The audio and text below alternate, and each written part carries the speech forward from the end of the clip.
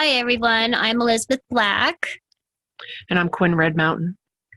And we also have Bob here online with us. And we are including his friend Janet in our prayers today.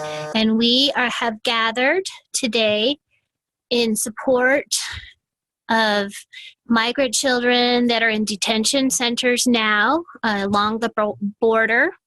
Some of the conditions that they are facing are horrifying, and we want to send them love and support to them that things get better, that funding comes forward so that the camps can be monitored more closely and so that we can know what's going on. We also want to send our prayers towards the people that are caring for them, whether they're the people that work there or people that are coming in to volunteer. And especially for the people that work there, that we're sending them patience and kindness and the ability to, the human ability to see that these are human children and they're not things. And so this is really important today, what we're doing. I think it's also an opportunity for each of us who are here, but also who are listening, to have a place for the feelings and the energies that any of us who care are absorbing and feeling. It's rather a horrible sense of inadequacy or not being able to change something. All of those kind of feelings can be very frustrating and also very draining and sickening because the whole situation is sick, and a lot of the children are experiencing sickness. So whether you're in the room or online or you listen later, your energy is a part of this circle. And we hope that although we are not only focusing on thoughts and prayers, also turning our feelings into actions.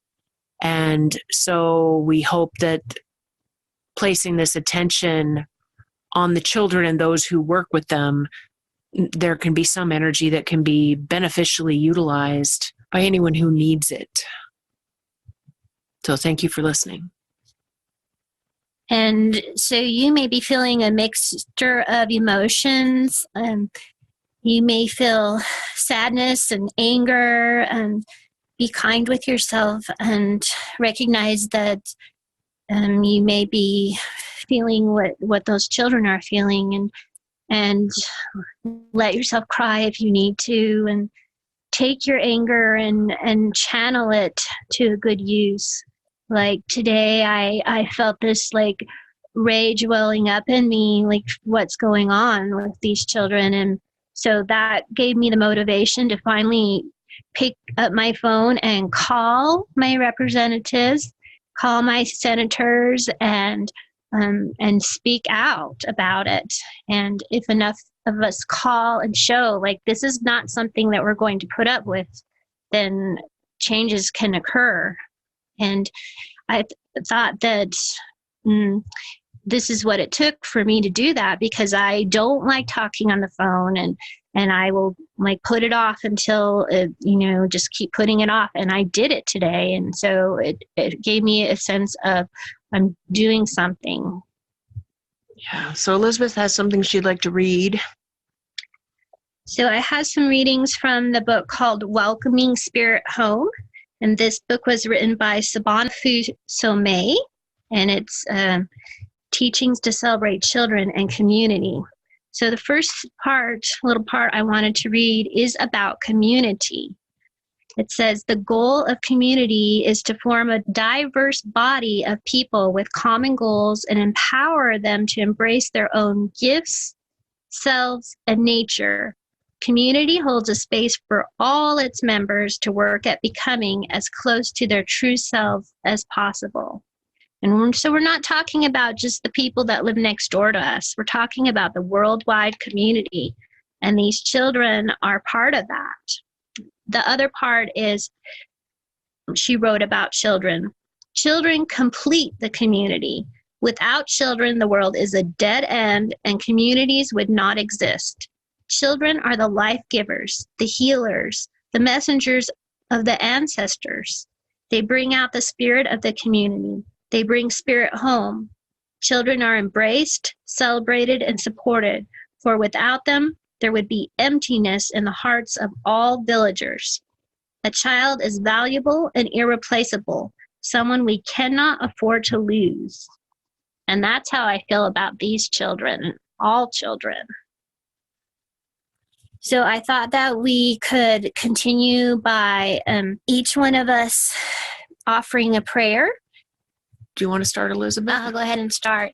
And I'll start by part of my prayer sending out through the elements, which I've made an altar here. And on the altar, I have some water. So I'm right now holding a bowl and putting my fingers in the water. And as I touch that water and feel its coolness, I'm sending out the coolness of water, that there's plenty of water for the children to drink when they need. And then the resulting need to go to the bathroom is something that's easily taken care of. I'm thinking of, just like things that we take for granted that might not be happening for these children. So, element of water, I call on you to help these children and all those that are helping the children. I call on fire to carefully sear through any prejudices and angers and ancestral lies that have carried on, and release them so that people can see with clear eyes that these are wonderful children, innocent children. And I call on the element of earth with salt and sand to help with grounding and centering for Janet and all the other helpers, and to help people that are working to get the budget and the money that's needed, keep them grounded and centered in our purpose for this. And then on the altar, I have 2 dolls representing these children. And I'm holding one now, and as I hold her, I'm sending hugs and mother love and tenderness, and that there be people to care for these children in a loving way as they need and deserve, and give them the attention that they deserve just because they're human beings. I also have Kuan Yin, Mother of Compassion. I ask that Kuan Yin looks in and sees where she can help out and be there. And I ask for all these things. Thank you. My prayer goes out to those, like Elizabeth was saying, to the caretakers, to the ones that are in a position of authority and responsibility for these children. I pray to the spirit of creation that these men and women can find the way that they need to open their hearts to feel a connection. There is a connection that has been lost in humanity, and I believe it can be found again. I pray for the children that they find the comfort and love that they need, that they are able to grow and to become stronger from this experience. And most of all, I pray to the spirit of creation to instill in these children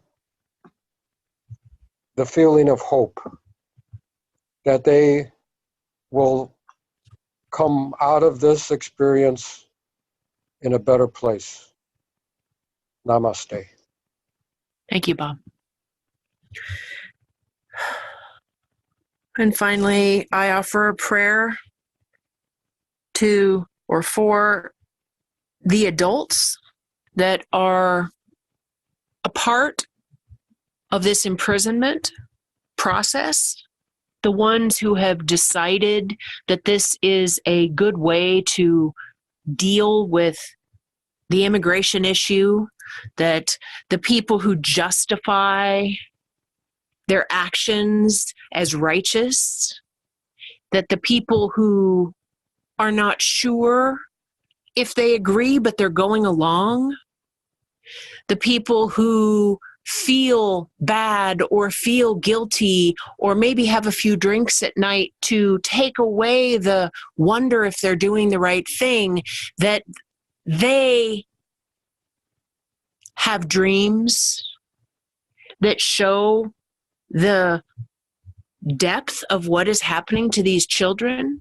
the traumas that they are experiencing, that the guilt and the realization that it is not the right path, that it is a deep and dangerous mistake to continue this path, that they can feel the upwelling of righteousness in their own heart and their mind, where they stop being complicit, where they stop taking orders, where they stop showing up, or they do show up and they speak up, that they say no, that they even possibly say fuck you, and that they take action.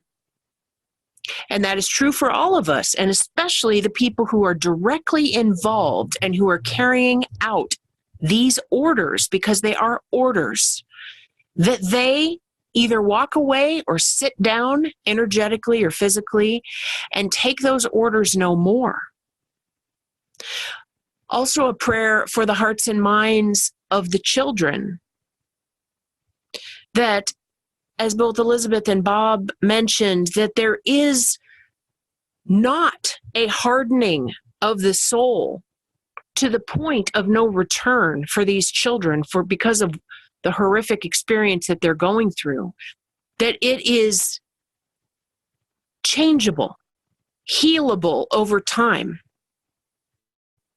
For those children who might permanently never be connected again with their parents, or that they have been trafficked, let alone the people in the camps, that somehow they find the support they need to heal from this as they become older, so that they are not hard-hearted people. People go through very difficult things and can become resilient and heart-centered, even in spite of that. And I pray that these children are those children, that they can become the leaders of the next generation because of or in spite of this horrific treatment that they are experiencing, and that they have enough of a heartfelt interaction with even a few adults, American adults that they are interacting with, that they can see that not all of, quote, us are horrifying, and that they can still be an open-hearted person at some point in their life and not be ruined forever because of this trauma. Those are my hopes, and those are my prayers, and I ask the spirit of creation and the goddesses of mothers and children and all the wise people who really don't know how to stop this logically, that all of those drops of desire for righteousness gather together into a flood that sooner than later stops this madness and changes the hearts and minds of those who can stop it with simply a word, no. That's my prayer. Yeah, in the description of this circle, there is an article that can lead you in the direction for anyone listening, how to take direct action with your representatives and also financial support to people working, groups working legally, as well as providing volunteers and support for children in these camps.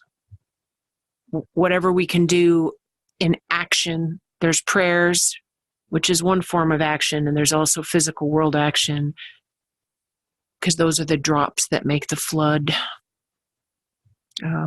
It all matters. Thank you for joining us in this prayer circle, and may it encourage you to take action